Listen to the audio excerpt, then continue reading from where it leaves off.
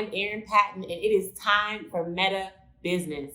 And today we're focusing on how we can move, how we can operate, and how we can lead with and from compassion. Yes, compassion is so important as we view ourselves as divine leaders, as leaders in truth, leaders in purpose. And we do that best by seeing things and seeing people through the eyes of Source. And as children of Source, why not and how better than to treat your staff, which I know this sounds crazy, as your own children? I mean, let's be real. Adults have tantrums, they make big messes, and they can cry on occasion. I'm guilty of that on occasion. So in all these moments, we have to understand that our team members fall short of their genius selves. They fall short of who they are on the day-to-day, on occasion. And in those moments, we have to meet them where they are. We have to be able to exercise compassion. We have to be able to see the mistake for what it is. And that's simply a stepping stone to a greater opportunity. So let's get into 3 easy ways in which we can move from and operate with compassion as we look into the workplace, as we engage with our staff, engage with our families. And the first way, as I mentioned before, is to start seeing people around you as your own children. And if you're not a mother, if you're not a father, then it's a great fun exercise to kind of just see, like, if I'm in this space, this person makes a mistake, they spill the milk, how will I approach it? Am I going to scream and yell and beat them up for spilling milk? I mean, it's like a little cute 2-year-old. You know, I just want to pick him up and laugh with him and teach him how to clean up the mess himself.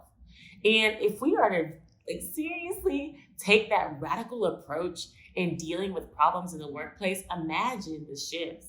Imagine the energy, imagine the joy that can arise from this very small shift in perspective. So literally, all that requires you is just to see your colleague, see your subordinate, see your manager as a child.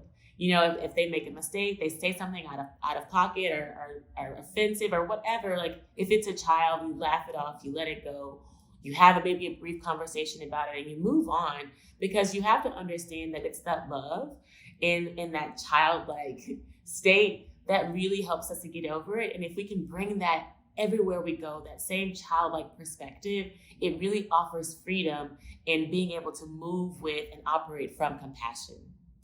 And the second way in which we can make sure we move with compassion is to understand what Jesus said best, and lots of other amazing sages and ascended masters, is that people know not what they do. People know not what they do. And Brene Brown said it too. She always says that people are doing the best that they can. And I know you're a leader, you're intelligent, you're genius level, you're moving at quantum speed. And everyone else around you, as brilliant as they are, may not have those same capacities. And if they do, they need them to be nurtured. So you have to be able to understand that people are doing the best with the tools, with the skills, with the knowledge that they have right now. And you have to understand that. And once you're able to not only understand it, you have to accept it. Because when you accept that, that's when you're able to move with more compassion. You're able to see, oh, wait, turns out this person actually doesn't even understand what I'm saying. So let me slow it down. Let me communicate better. Let me be able to find a way for them to be able to receive this message that I'm giving. And that's really bringing us to the next and last point, which is about meeting people where they are.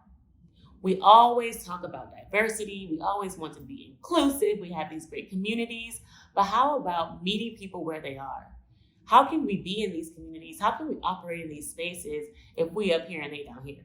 You know, we have to be able to have a meeting of the minds and see people and meet people where they are. Engage with conversations around family. Engage with conversations around what you did for the weekend, and just sometimes make these business, transactional relationships more solid, more personal, more grounded. And when we're able to do that and meet people where they are, you're able to move from compassion, you're able to love more, you're able to connect more. And that creates those collisions in the workplace, what I like to call conscious collisions, that raise vibrations, that raise consciousness, that raise people's ability to be more productive, be more sound, be more innovative. And it all starts from leaders with compassion. So we're going to run through that one more time, because I know that was a lot of information. However, it's very simple. And the first way is to treat people as your children, as your own children. Treat them with love, treat them with joy, treat them with a little bit of laughter, playfulness, such that everything is not so serious. We don't have to be so serious all the time. And then number two is making sure that we understand that people know not what they do.